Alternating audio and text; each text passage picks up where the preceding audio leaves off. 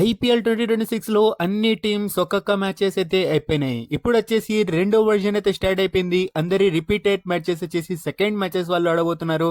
అందులో ఫస్ట్ రెండు టీమ్స్ వచ్చేసి అది కోల్కతా వర్సెస్ ఎస్ఆర్హెచ్. సో ఈ మ్యాచ్ ఈ రోజు సాయంత్రం జరగబోతోంది కోల్కతా హోమ్ గ్రౌండ్ అయినటువంటి ఈడెన్స్ గార్డెన్స్ వేదిక మీదుగా. సో మరి ఈ రెండు టీమ్స్ ఓడిపోయి వస్తున్నాయి కాబట్టి ఇంకా ఈ మ్యాచ్ లో వచ్చేసరికి ఏ టీం ఏం చేంజ్ చేసుకొని రావాలి అండ్ ఎలా రావాలి అండ్ పిచ్ రిపోర్ట్ ఏంది, వీళ్ళ ప్లేయింగ్ ఎలెవెన్స్ లో ఏమైనా చేంజెస్ జరుగుతుందా, ఈ అన్నిటి గురించి డిస్కస్ చేసుకుందాం. వీడియో మాత్రం చాలా ఇంట్రెస్టింగ్ ఉంటుంది. సో వీడియోని లాస్ట్ టైం చూడండి. అండ్ అలానే మీరు కనుక ఎప్పటిదాకా మన ఛానల్లో కొత్తగా విజిట్ చేస్తున్నట్టయితే ఇప్పుడే కింద కనబడుతున్న సబ్స్క్రైబ్ బటన్ నొక్కండి. సో ఇంకా లేట్ చేయకుండా వెయిట్ చేయకుండా వీడియోలోకి వెళ్ళిపోదాం. Let's get start it.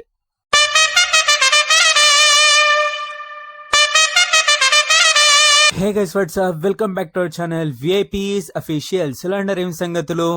So వీడియోలోకి వెళ్ళే ముందు ఒక చిన్న అపాలజీ, ఒక చిన్న మెసేజ్ ఏంద్రా అంటే last DCVS Lucknow super Giants మధ్య జరగబోతున్న మ్యాచ్కి వచ్చేసి జరిగిన మ్యాచ్కి ప్రివ్యూ అయితే రాలేదు. సో దానికోసం I'm so sorry. So actually నేను అప్పుడు జర్నీలో ఉండడం వలన వీడియో అయితే చేయలేకపోయినాను. సో నాకు వచ్చేసి ఇంకా టైం అయిపోయింది, సో రికార్డ్ చేయలేదు. సో దానికోసం ఐఎమ్ సో సారీ. అండ్ ఇప్పటికి వచ్చేసి ఈ రెండు టీమ్స్ మధ్య ఎప్పటికి స్టిల్ నేను వీడియో రికార్డ్ చేసేసరికి ఈ రెండు టీమ్స్ మధ్య వచ్చేసి ఒక క్లోజ్ కాంటెస్ట్ అయితే జరుగుతుంది. మ్యాచ్ ఇప్పుడే జరుగుతుంది. అండ్ ఇందులో వచ్చేసి almost Delhi Capitals front line లో అయితే ఉంది. సో మరి చూడాలి, ఢిల్లీ క్యాపిటల్స్ కి గెలిచే అవకాశం ఉంది అనేసి అయితే నేనైతే అనుకుంటున్నా. సో మరి గెలిచినట్టయితే గెలిచేసి ఉంటది, మీరైతే చూసేసి ఉంటారు. సో దీని గురించి కుదిరితే ఒక షార్ట్ ని అయితే అప్లోడ్ చేస్తాను. సో ఇంకా ఈ రోజు మ్యాచ్ గురించి మాట్లాడేసుకుంటే ఫస్ట్ ఈడెన్స్ గార్డెన్స్ పిచ్ గురించి అందరికైతే ఐడియా అయితే ఉంటుంది. సో ఇక్కడ వచ్చేసి బ్యాటింగ్ వచ్చేసి ఫస్ట్ ఇనిషియల్ ఓవర్స్ దాకా స్టార్టింగ్ లో వచ్చేసి మంచిగా బ్యాటింగ్ వచ్చేసి అనుకూలిస్తుంది. అండ్ మంచి బ్యాటింగ్ పిచ్. ఇక్కడ వచ్చేసి 165 నుంచి 170 మధ్యలో యావరేజ్ స్కోర్ అయితే ఉంటుంది. అండ్ ఇక్కడ వచ్చేసి ఫాస్ట్ బౌలర్స్ కి స్టార్టింగ్ లో ఫస్ట్ ఇన్నింగ్స్ పవర్ ప్లేలో వచ్చేసి మంచిగా హెల్ప్ అవుతుంది. ఇంకా దాని తర్వాత మ్యాచ్ మూవ్ అవుతుండగా ఇక్కడ వచ్చేసి స్పిన్నర్స్ వచ్చేసి గేమ్ లోకి అయితే వస్తారు. స్పిన్నర్స్ కి వచ్చేసి చాలా మంచిగా అయితే హెల్ప్ అవుతుంది మిడిల్ ఓవర్స్ లో. ఇంకా నెక్స్ట్ వచ్చేసి డెత్ ఓవర్స్ కి వచ్చేసరికి మళ్ళీ అక్కడ వచ్చేసి బ్యాటింగ్ వచ్చేసి చాలా మంచిగా అయితే అనుకూలిస్తుంది. అండ్ స్పెషలీ బిగ్ హిటర్స్ చేసే వాళ్ళకి మంచి ఇక్కడ వచ్చేసి పండగ ఉంటుంది. వాళ్ళకి వచ్చేసి మంచి రన్స్ చేసే అవకాశం ఉంటుంది. ఎందుకంటే ఇక్కడ స్క్వేర్ ఫీట్ బౌండరీ ఏదైతే ఉంటుందో అది షార్ట్ గా అయితే ఉంటుంది. అండ్ లాంగ్ వచ్చేసి చాలా పెద్దగా అయితే ఉంటుంది కాబట్టి సో స్క్వేర్ లో కొట్టే వాళ్ళకి, బిగ్ హిటర్స్ కొట్టే వాళ్ళకి వచ్చేసి, బిగ్ హిట్టర్స్ కి వచ్చేసి ఇక్కడ మంచిగా ఈ పిచ్ వచ్చేసి అనుకూలిస్తుంది అనేసి అయితే నేను అనుకున్నా. అండ్ అలానే వచ్చేసి ఇక్కడ డ్యూ వస్తుందంటే ఖచ్చితంగా ఈవినింగ్ టైం వచ్చే అవకాశం ఉంది. సో దాంతో ఏంటంటే టాస్ గెలిచిన కెప్టెన్స్ ఫస్ట్ బౌలింగ్ చూస్ చేసే అవకాశం ఉంది. సో మరి చూద్దాం ఏమవుతుందేమో. అండ్ మీరేమనుకుంటున్నారు? మీ ప్రకారంగా టాస్ గెలిచిన టీం ఏం చేస్తారు? కింద కామెంట్ సెక్షన్ లో మీ ప్రిడిక్షన్ ని తెలియచేయండి. ఒక ఫన్ గా చేసుకున్నాం. సో మీ ఇప్పుడు ప్లేయింగ్ ఎలెవెన్స్ లలో ఏమైనా చేంజెస్ జరుగుతుందా అంటే ఫస్ట్ కేకేఆర్ ప్లేయింగ్ లో ఏమైనా చేంజెస్ జరుగుతుందా అంటే ఇక్కడ నేను వచ్చేసి still I'm going with Umran Malik. So ఇక్కడ కార్తిక్ త్యాగి లేక అనుకుల్ రాయ్ మధ్యలో అంటే వీళ్ళ ఇద్దరు ప్లేస్ లో వచ్చేసి ఉమ్రాన్ మలిక్ వచ్చే అవకాశం ఉంది అనేసి అయితే నేనైతే అనుకుంటున్నా. సో మరి చూద్దాం ఏమవుతుందేమో. కానీ హై ఛాన్సెస్ అయితే ఇదే ఉండే. ఎందుకు చెప్తాను నేను ముందర రీజన్. దానికన్నా ముందు ఒకసారి ఎస్ఆర్ఎస్ ప్లేయింగ్ లెవెన్ ఏమైనా చేంజెస్ జరుగుతుందేమో చూసుకుందాం. ఎస్ఆర్ఎస్ ప్లేయింగ్ లెవెన్ లో ఏమైనా చేంజెస్ జరుగుతుందా అంటే ఇక్కడ వచ్చేసి still I'm going with Liam Livingstone guys. Actually ఖచ్చితంగా లియామ్ లివింగ్స్టన్ లో ఇక్కడ వచ్చేసి ప్లేయింగ్ లెవెన్ లో తీసుకుని రావాలా. ఎందుకంటే నేను చెప్పాను ఇది వచ్చేసి మంచిగా స్పిన్ వచ్చేసి అనుకరిస్తుంది అనేసి. So of course that is true. Liam Livingstone ఖచ్చితంగా స్పిన్నర్ అయితే కాదు, అంటే రెగ్యులర్ స్పిన్నర్ అయితే కాదు, పార్ట్ టైం స్పిన్ బౌలింగ్ చేసినా కూడా మంచిగా వచ్చేసి ఇక్కడ వికెట్స్ తీసుకుంటాడు కాబట్టి వికెట్ టేకింగ్ కెపాబిలిటీ అతనిలో ఉంది కాబట్టి అతన్ని టీంలోకి తీసుకొస్తే మంచిగా ఉంటుంది అనేసి అయితే అనుకుంటున్నా. అండ్ అలానే వచ్చేసి జీషాన్ అన్సారీ కూడా తీసుకొచ్చే అవకాశం ఉంది. స్పిన్ ఇంకా గట్టిగా బలంగా తయారు చేయాలి కాబట్టి తీసుకొచ్చే అవకాశం ఉంది.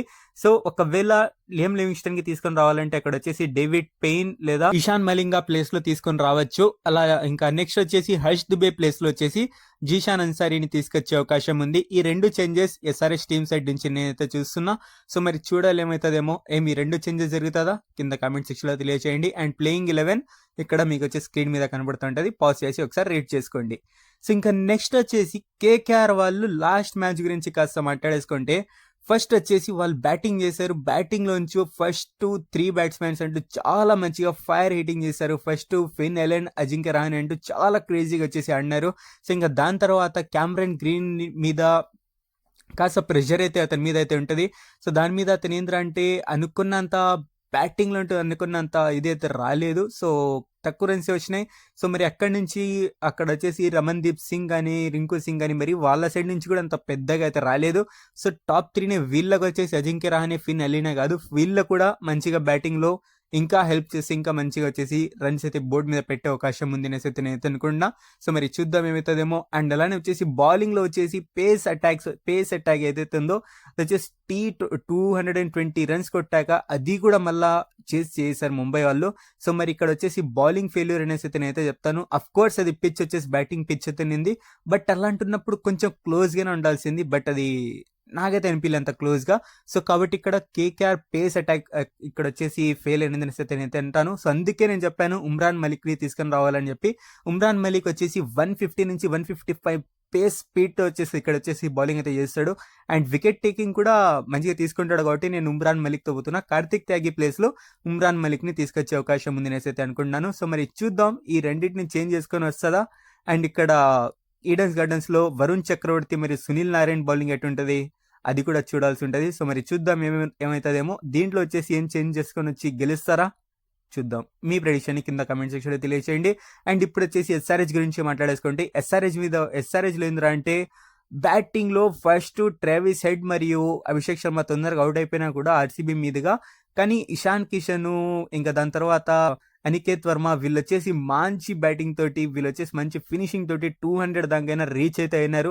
సో ఖచ్చితంగా వాళ్ళిద్దరూ తొందరగా అవుట్ అయినా కూడా ఇక్కడ 200 దాకా రీచ్ అయినారంటే టీం యొక్క బ్యాటింగ్ యొక్క పవర్ అనేసి అయితే చెప్తాను నేను. ఎందుకంటే అక్కడ వచ్చేసి వేరే టీమ్స్ లాగా టాప్ 2 మీద టాప్ 3 మీద డిపెండ్ అయితే కాలే ఎస్ఆర్హెచ్ టీము. ఖచ్చితంగా బ్యాటింగ్లో వచ్చేసి జస్ట్ వాళ్ళు ఇద్దరే కాదు ఇంకా మొత్తం బ్యాటింగ్ లైనప్ ఉన్నా కూడా 200 దాకా రీచ్ అయితే అనేసి వచ్చేసి ఒక నమ్మకం అయితే వస్తుంది. సో దానిని వచ్చేసి ఇప్పుడు వచ్చేసి బ్యాటింగ్ అంటూ స్ట్రెంగ్త్ చెప్తాను నేను ఇప్పుడు కూడా. అండ్ బౌలింగ్లో ఇక్కడ వీళ్ళు వచ్చేసి 200 కొట్టినా కూడా 15 ఓవర్స్లలో ఆల్మోస్ట్ 16 ఓవర్స్లలో చేసి పారేశారు ఆర్సీబీ వాళ్ళు. సో ఇక్కడ వచ్చేసి ఫుల్లీ ఇక్కడ వచ్చేసి బౌలర్స్ ఫెయిల్యూర్ అనేసి చెప్తాను నేను. ఎస్ఆర్హెచ్ టీం యొక్క బౌలింగ్ ఫెయిల్యూర్ అనేసి చెప్తాను నేను. సో ఇక్కడ డేవిడ్ పెన్ తీసుకొచ్చినారు కానీ డేవిడ్ పెన్ న్యూ బాల్ తోటి ఎందుకు చేపిలేదు నాకు ఇప్పటికే స్టిల్ అర్థం కాలేదు. సో మరి డేవిడ్ పెన్ నుంచి పోతే మరి న్యూ బాల్ నుంచి అతనికి ఒక్కసారి బౌలింగ్ ఇస్తే బాగుంటుందనేసి అయితే నేను అనుకుంటున్నాను. ఎందుకంటే నేను స్టాట్స్ చూశాను. సో న్యూ బాల్ నుంచి అతను మంచిగా బౌలింగ్ అయితే చేస్తున్నాడు. సో మరి చూడాలి ఏమవుతుందేమో. అండ్ లియామ్ లివింగ్స్టన్ ఇక్కడ ఈ పిచ్ మీద అంటే నాకు వచ్చేసి బెస్ట్ అయితే అనిపిస్తుంది. సో మరి లియామ్ లివింగ్స్టన్కి అండ్ ఇక్కడ వచ్చేసి జీషాన్ అన్సారీకి తీసుకొచ్చి బౌలింగ్ని ఇంకా స్ట్రెంగ్ చేస్తారా లేకుంటే అదే బౌలింగ్తో పోతారా అనేసి వచ్చేసి చూడాల్సి అయితే ఉంటుంది. సో మరి దీన్ని చేంజ్ చేసుకొని దీనిని కరెక్ట్ చేసుకొని ఏ టీం గెలుస్తారో ఇక్కడ వచ్చేసి క్లోజ్ కాంటెస్ట్ మేమైతే చూడబోతున్నాం అనేసి అయితే ఇక్కడ వచ్చేసి కన్ఫర్మ్ అయితే అయిపోయింది. సో మరి ఏ టీం గెలుస్తారు ఇంకా నా ప్రెడిక్షన్ మీదకి వచ్చేస్తే I'm going with SRH fans కాస్త గట్టిగా పట్టుకోండి. కేకేఆర్ నాకు ఇక్కడ గెలిచే అవకాశం ఉంది అనేసి అయితే అనుకుంటున్నా. ఎందుకంటే ఇక్కడ బ్యాటింగ్లో బౌలింగ్లో ఇక్కడ వచ్చేసి మంచిగా స్ట్రెంత్ అయితే కనబడుతుంది కాబట్టి so I'm going with KKR. SRH fans వచ్చేసి అడగచ్చు ఏంది బ్రో నువ్వు మళ్ళా దారుణంగా చెప్తున్నావు ఎస్ఆర్హెచ్ గెలవదా అంటే గెలవచ్చు, బట్ ఇక్కడ వచ్చేసి ఎస్ఆర్హెచ్ బౌలింగ్లో ఫెయిల్ అవుతుంది.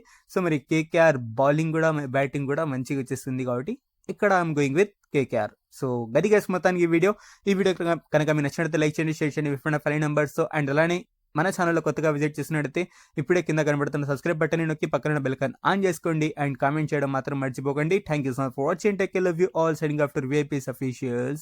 బాయ్.